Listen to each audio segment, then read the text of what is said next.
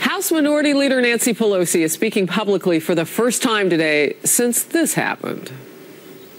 Do you want to hear an answer, or do you just want to shout?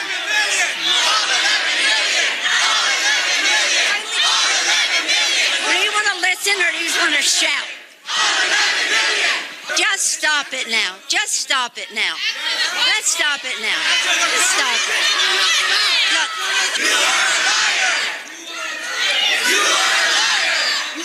You are not helping the cause. Since you don't want to listen, we'll have to just go.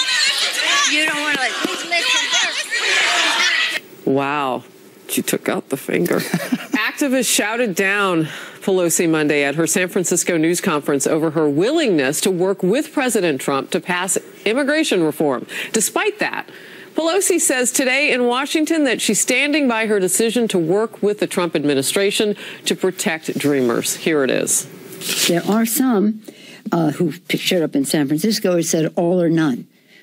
We're not going to do the dreamers unless we do comprehensive immigration reform. Well, we don't have that opportunity now. Some people are saying, well, if you pass that, then what about other undocumented? Well, comprehensive immigration reform is our goal. We think this is a good first step, and we do want to protect the families. Marie Harf, does this matter to the base of the Democratic Party? I think the base really wants a fix on DACA. And they understand that we're not going to get comprehensive immigration reform. That is totally unrealistic. And not having the majority in the House, the Senate, or the White House.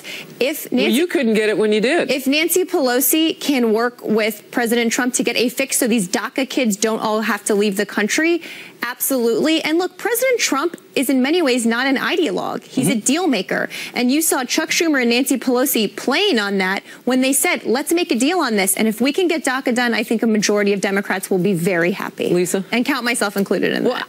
I do think it demonstrates the heat that the Democratic Party is going to get. I'm particularly interested in looking at the Congressional Hispanic Caucus as well and seeing what they say about this, what kind of pressure they get by immigration activists. But as I mentioned yesterday, I'm going to reiterate this point. Nancy Pelosi has been out there encouraging the resistance, attending resistance rallies, encouraging the very mob mentality that she just received. So, I mean, she's been encouraging the resistance, and she got resisted yesterday. Let me just ask you the question I asked Governor Huckabee yesterday. Wasn't that a missed opportunity for her to stop and say, you know what, I'm sitting here talking to you, let you talk, let me listen. What do you think, Colonel?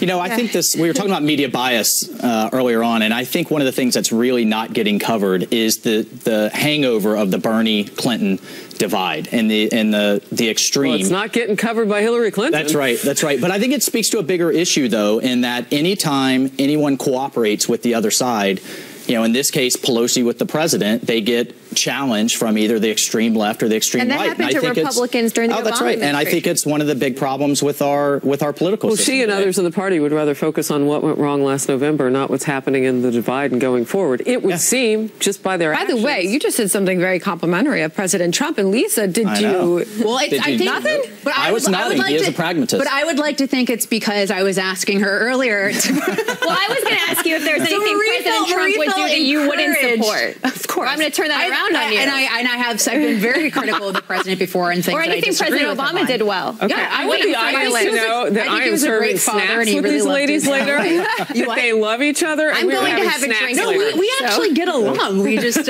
we clearly have very different opinions. What is it? Well, I just want to reiterate the point in the sense that we have to get to the point where we can work together to get stuff done for the American people. They deserve it. Our soldiers overseas deserve it. And if I can take 2 seconds to give a shout out to my brothers and sisters in the National Guard who have stepped up to the plate in Texas and in Florida and now in Puerto Rico and are doing God's work out there. Thank you to them. All right. We're right back.